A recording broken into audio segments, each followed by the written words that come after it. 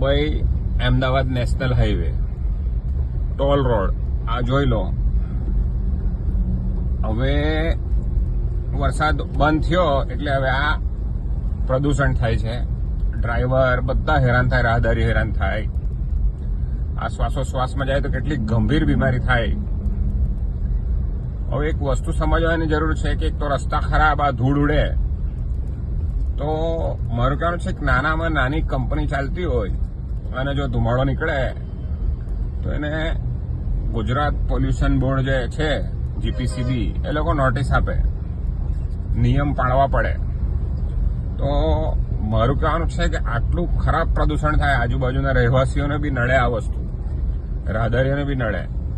તો Gujarat pollution control board જે છે એના હાથ પગ ક્યાં બંધાયેલા છે? વાપીમાં જેની ઓફિસ છે તો એ લોકોને આ પ્રદૂષણ નહીં દેખાતું. અત્યારે જો આપણું વાહન જતું હોય તો એને પીયુસી જોઈએ, તો એ લોકો નેશનલ હાઈવે ઓથોરિટી ઓફ ઇન્ડિયાને કેમ નોટિસ નથી આપતા?